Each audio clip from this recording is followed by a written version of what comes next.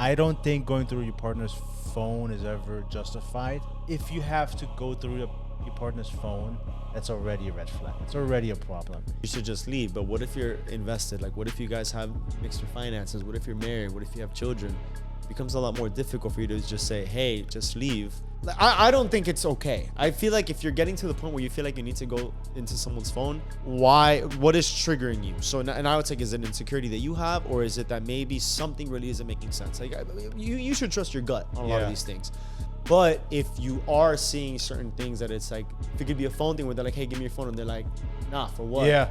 That's like, okay, now I kind of want to go through your phone. You know what I mean? Are we asking too much from one person? Love, sex, emotional support, ambition, healing, financial partnership, all in one relationship? Yeah. When you guys get older, you realize your partner is not perfect. Your partner cannot be perfect in every single measurement, that even just the ones that we just described. Relationships are hard work. Yes. And if you do your job right, it should feel easy for each other. It requires you to be ambitious. It requires you to be supportive. It requires you to be loving. It requires you to work to a certain degree. If you cannot fulfill those qualities for yourself, then I don't think that you're ready for somebody else. I don't think that you're ready for a relationship or to get married.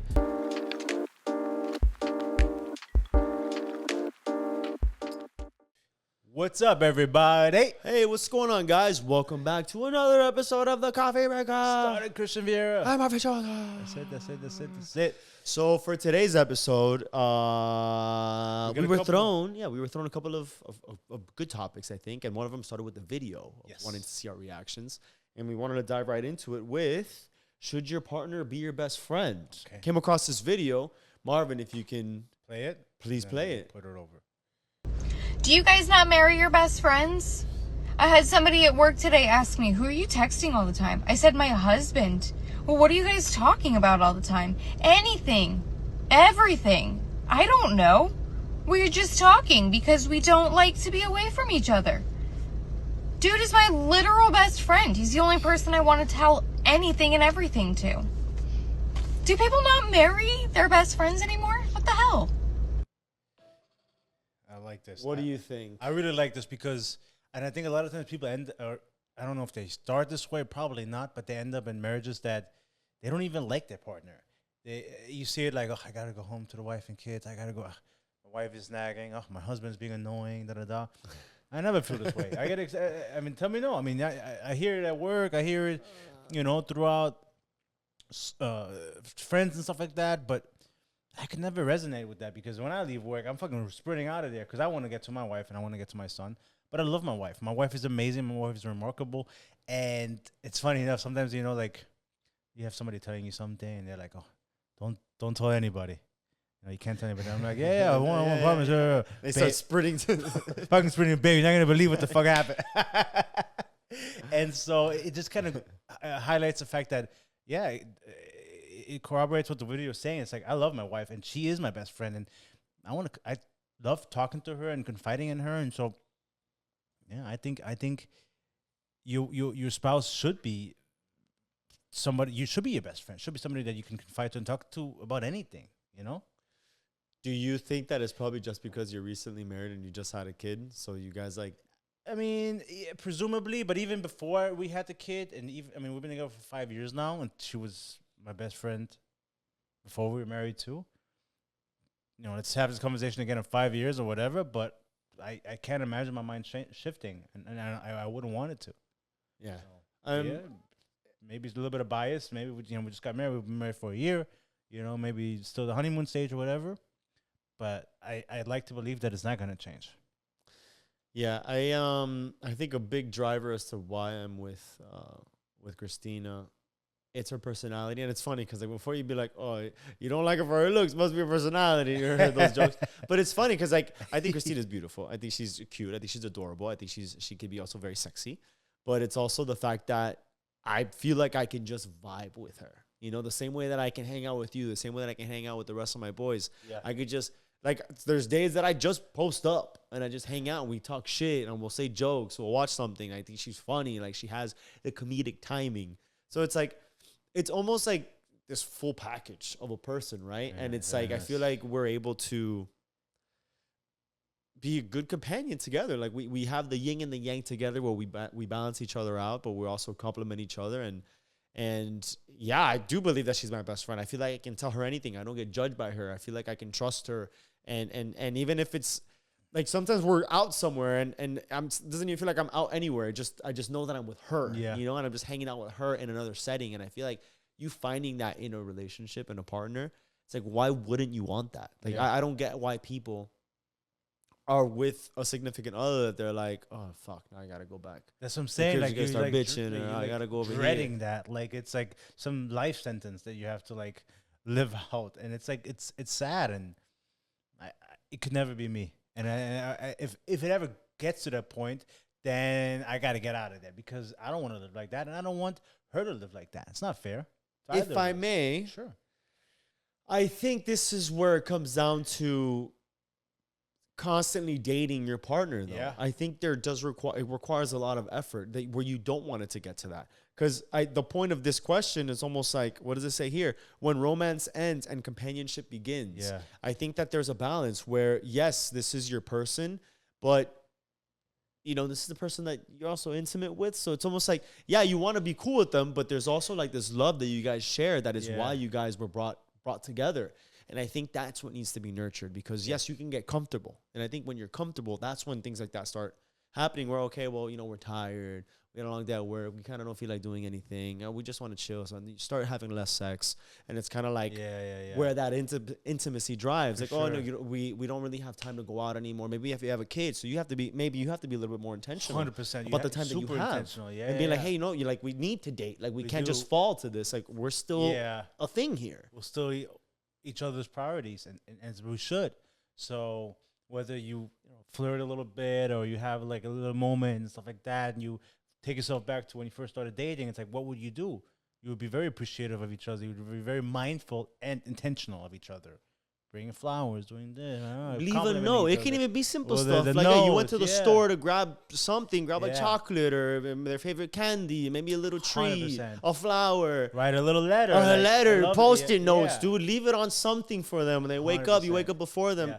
You can do little things that make a big impact. Or you're big on picnics of just going out and, you know, grabbing some things and spending time together. But instead of doing it sitting down on your phone with the TV playing in the background, it's an intentional moment where you can sit, ask questions, have a conversation. You're changing the scenery. It's about you guys. And I think that that's the most important thing. Remember that it's about you guys. As long as you always put each other first and think of each other, 100%. I don't see why it would ever fall to that. But like, it requires attention and it requires intention. Intention. I like it. It's good, right? Mm-hmm. There was, I think, 2 more questions that really, really stood out to us. The next question was which one? Privacy versus transparency. Is going through a partner's phone ever justified? What do you think? I don't think so. Why? I don't think so. What are you hiding in your phone? I have nothing to hide. I don't think going through your partner's phone is ever justified. If you have to go through your partner's phone, that's already a red flag. It's already a problem. And that in itself needs attention. And you can say, hey, talk to your partner. Hey, listen, at this moment, I felt really insecure. I felt like I needed to go through your phone. And that's a problem. How can we fix this?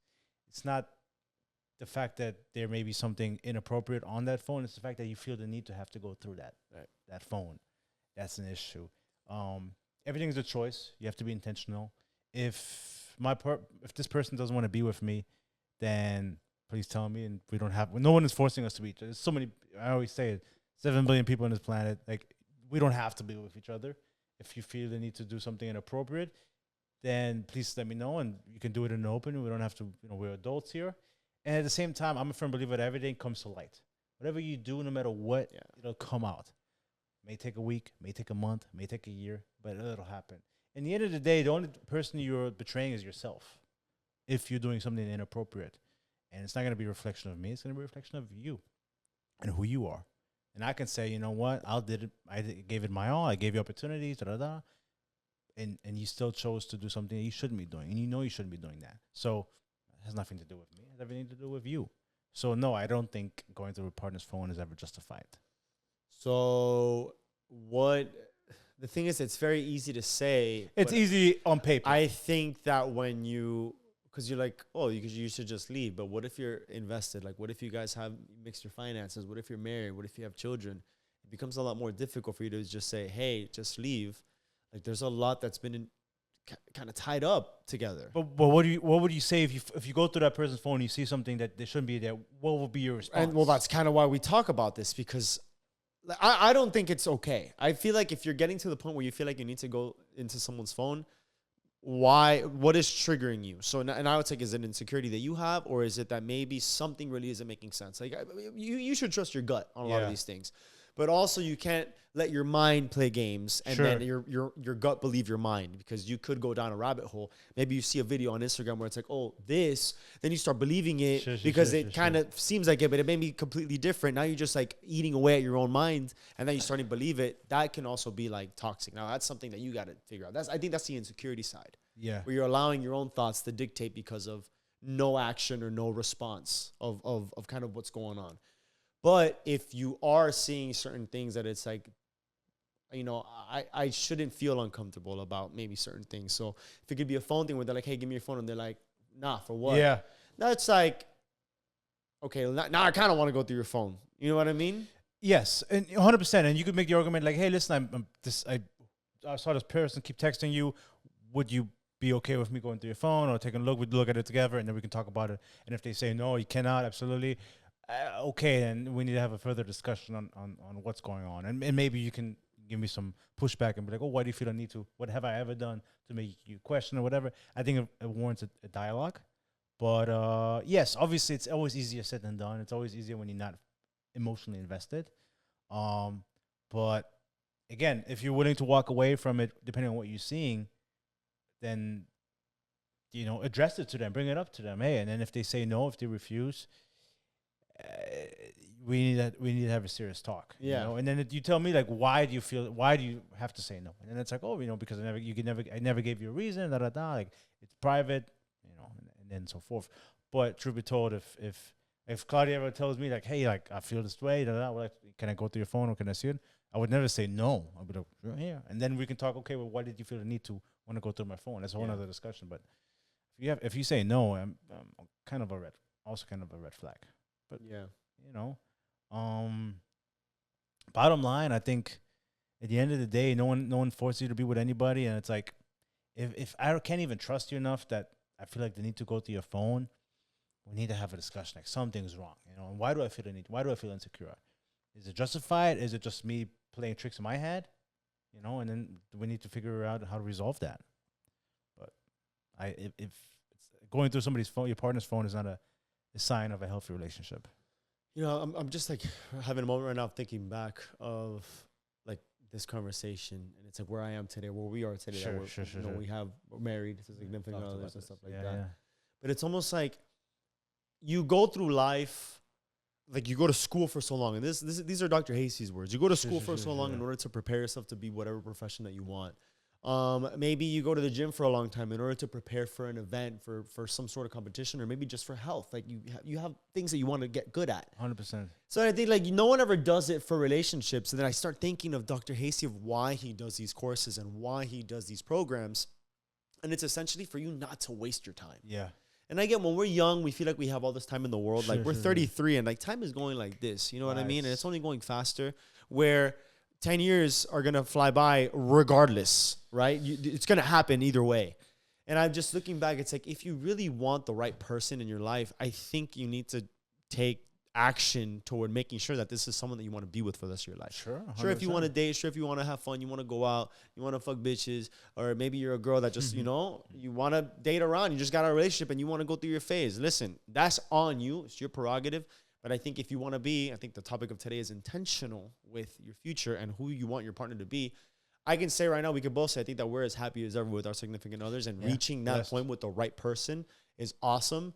But you dating goes through, you know, ups and downs. Maybe you're dating the wrong person, or maybe you're seeing things that are kind of red flags, and then you go through with it. And then you think, well, because I've been with this person, this red flag for so long, I just got to take the next step and maybe get married.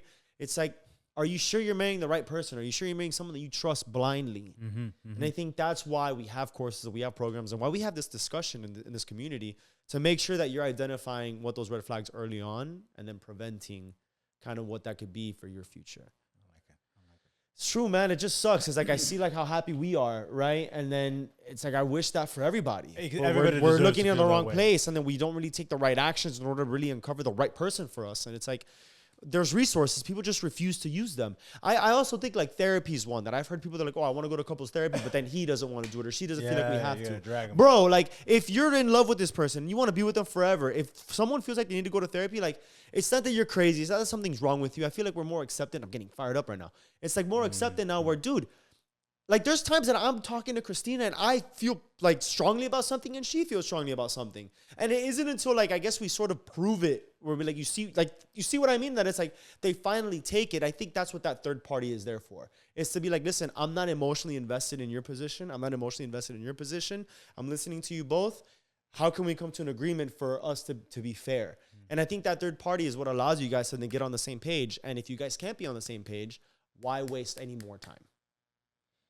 So, like, the resources are there. Sorry, I went off on a rant. Yeah, no, it's perfect. Can't even add anything to it. Good. Okay, the last one, and I think you like this one. I do. Are we? It's a good one. Are we asking too much from one person? Love, sex, emotional support, ambition, healing, financial partnership, all in one relationship? Yeah, it's a good. I mean, you had some things to say about that. What do you think about that? I mean, listen, I think it's a fair question to ask because you just named 3, 4, 5, 6 parts of, you know, all, and you want that in one person. Sometimes people get disappointed in certain things when someone or like your partner, because they cannot meet all their needs. So I think you have to manage the expectations, and in some ways, your person can't meet every single need all the single time, right? You know, and there's sometimes where you can't have them do everything for you. Whether that is sometimes I don't know, doing chores around the house or being the best cook or being the best lover and stuff like that. And like it's okay to be imperfect. I'm not saying to go out, and I think that's kind of what you were insinuating, to go out and find someone else to meet some of the other needs, but that's not what I'm talking about. I'm not talking about trying to fill out the cup in a manner with somebody else. I'm talking about having the conversation, having the realization that when you get older, you realize your partner is not perfect. Your partner cannot be perfect in every single measurement. That even just the ones that we just described, like obviously you want them to be ambitious. Obviously you want them to be driven and hardworking and kind and loving and be an emotional support and physically there for you. But there's times where it kind of goes to the 50-50 thing where we've talked about in the past. Sometimes they can't give what you need. And that's okay because we're humans. As long as you have that dialogue, as long as you have the conversation about it. I'm not advocating for anybody to step out or try to meet their needs in other ways, but you have to communicate. You have to say, hey, this is how I feel. This is where I wish my needs would be met a little bit more. And then your partner says, hey, I'm sorry I didn't realize it, because life gets busy, life gets hectic, and sometimes, some of those needs have to be put on the burner.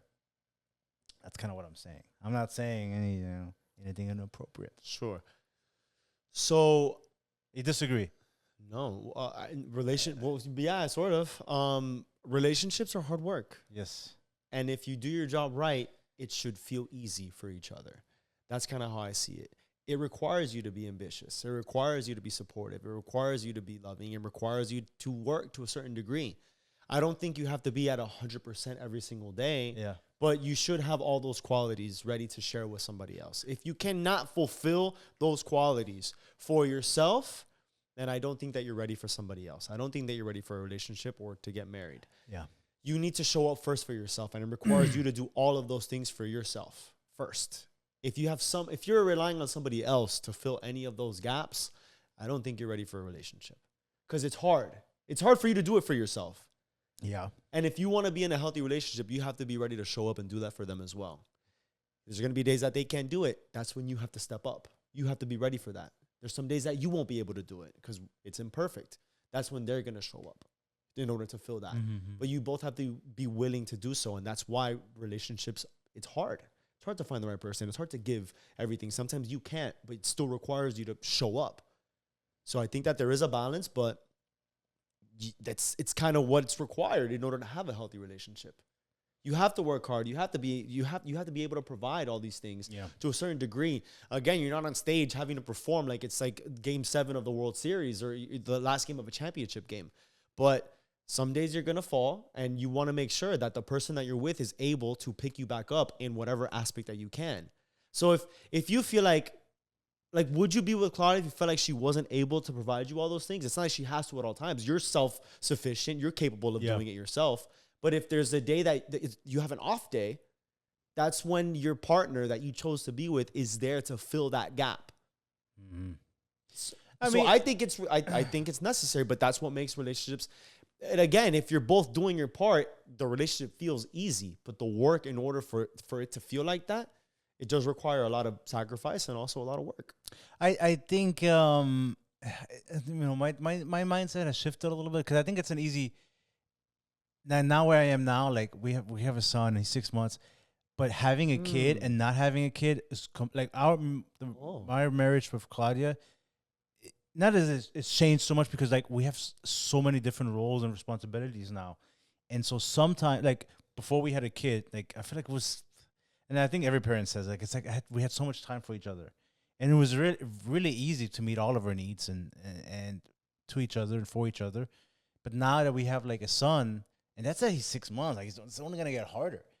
Sometimes it's hard to meet all the needs, like between work and this, and Claudia's breastfeeding, she's working full time. And sometimes she comes home and it's like she can't meet my needs at like when I exactly need her to, because she just worked 10 hours. Now she's pumping, she's breastfeeding, she's doing this. I gotta clean, I gotta cook, and I'm like exhausted because X, Y, and Z, and so is she. And it's like it's life, it's marriage, it's having kids, and imagine if we have more kids. And I think every married couple can attest to that. It's like that's why sometimes you got to slow down and make time for each other. That's why it's so important to be intentional, which we talked about earlier. But having, like, and I think you'll understand, but once and I'm not trying to like skate out of that by saying, okay, kids are like an excuse. They're not, but they make things a lot more complex. And then once they start going to school, and then you got to pick them up, and they get sick, and then like you got to take care of them. And it's like, can I have some alone time with my wife? Because I have some needs. And it's like, no, you can't, because X, Y, and Z, and we have this, and we got to go to, all kinds of stuff. And it's like, and I think that's when what you're trying to convey becomes even more important, because now it's like we have to bust our ass to raise our kids, have our careers, make money, this X, Y, and Z, be in shape, be healthy. I'm trying to go to the gym, I'm trying to eat good. And then I still have to like show up to meet my needs and your needs. And it's a balancing act that not every day you are able to fulfill in the same way. And that's kind of the point that I'm trying to make, where it's like sometimes they can't give you exactly what you need at that particular moment.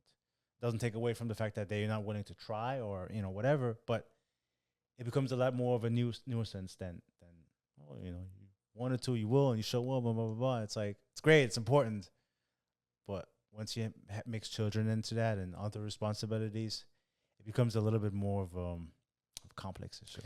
That's what point I'm trying to make. You're in the weeds. You're speaking from being in the weeds, yes, right? Where you're like, dude, I'm in it, and it's hard. Yeah.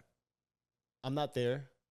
If we could just remove Marvin in the situation right now for a moment and look down at your situation, what a blessing it is to have that nuisance. What a blessing it is to be able to have a child that requires so much work. Yeah. Like, what a blessing it is that he's so healthy, that he's here, that you both are able to work together and figure out how to solve these complex issues together. Mm-hmm. What a blessing to have someone like Claudia to be able to do this with. Yeah. It's a lot of work, but you have everything you ever asked for. I do, and more. And more. So I know it's tough, and I look at Christina's family, how, sometimes I look at Chris with his kids, and you can tell, but it's like at the same time, I'm looking at it from the other side, where it's like, what a blessing to have 4 children. Sure. Healthy children. Good kids, from a great family. Beautiful and it's kids. like, it is so much work. I can only imagine. And I pray that I can have the burden that you have. You know what I mean? It's a lot. It's a nuisance. It could feel like one. It's reality. It's hard. Yeah. But dude, the fact that you have the opportunity to be able to have this, to be able to create this future, to create this life, it's a blessing. It's hard. Yeah. But you have a strong woman by you that looks up to you. She supports you. I do. She looks down at her kid and looks at you like I made this thing with him.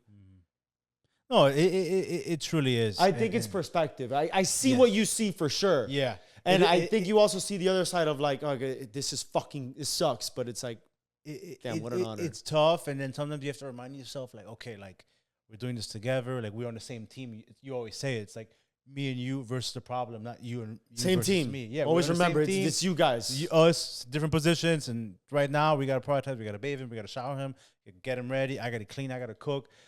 Work's calling, X, Y, and Z. Like, you're like, fuck, all these fires that you got to You just want a moment for yourself. Yeah, you can't. And it's like, and then sometimes the best moments are the ones like this morning, you wake up next to your love, you know, your spouse, baby's still sleeping, you have a little bit of moment, blah, blah, blah. It's nice. He wakes up, you bring him over, and it's just you three. And that's, and there's beauty in that. That's what truly matters. And sometimes you wake up at 2 a.m. when he cries, and you bring him in, and you bring him into bed, and he's wide awake, and you're like, I'm just trying to get a couple of hours. I work 12 hours right now. I got another 10 to go next day. But in the moment, you got to realize, like, you only have him like this. And I try to think about it. Like, he's like, wide awake, trying to talk. Yap, 3 a.m. I'm just trying to get some sleep. And I'm like, how blessed, like you were saying, how blessed I am to have a healthy baby boy next to me. And they're only there for so long. And there's going to come a day where I'm, like, begging to wake up at 3 if only I can have him yap in my ear at 3 a.m. while I'm trying to sleep one more time. Yeah. One more time. God forbid, you know, like, not God forbid, things will happen. Yeah, no, I'll get older. He'll grow, you know, something. I wish I could bottle this feeling up and hold on to it. Yeah. Because when I'm 80 years old, I'm going to remember this. And so it's shifting your perspective, but you're 100% right. And it's a trip. Marriage, having kids. I can't imagine having 4 like Chris has. I don't know how you can swing that. But you know, listen, you will make it work. It's not impossible. He's doing it. Yes. People have more. It's hard. I'm sure it gets harder as well, but it can be done. Yeah, you have to find the way. For sure. And then I think this also ties into what we talked about, like change in the next chapter and how it could be scary and some people intimidated. Like, it's a lot. Like, it's not easy. It's not for the weak. Yeah. But it's a life that it's a step that you, full of fear, maybe even some doubt and intimidation, you said, no, I'm going to fucking do this. Yeah. And I think that's where it's like you have all the capacity in the world. You are stronger than you think. Mm-hmm. And I think that 5 years, a year from now, you're going to look back and be like, wow, dude, like, I can't believe, like, look at him now. Yeah. And a year ago, he was had his phase or whatever the fuck. And you're like, look, we're still here. Yeah. Like, we're seeing him grow. I feel like it's only going to make you stronger. It's going to make you more resilient. And I think that's what's exciting about it. I mean, I'm not there yet. When I'm at your position, I'm going to be like, yeah. But take a breather. I hope I have that a mindset like you have. I like it. I mean, it's a fair point, and I'm curious to hear what our audience thinks, because everybody has their own perspective. Everybody has their own experiences. So if you're listening to this and you're like, you know what, I got my 2 cents to share. Love to hear it. Absolutely. Yes. Any tips on what you guys to be successful? What you guys have done to be successful with newborn and newlywed marriage? All the above. Let us know. Sure. You know, that being said, thank you guys for tuning in. Happy holidays. Happy holidays. And we'll see you guys 2026, baby. Woo. Peace out, yo. See you guys. Ciao.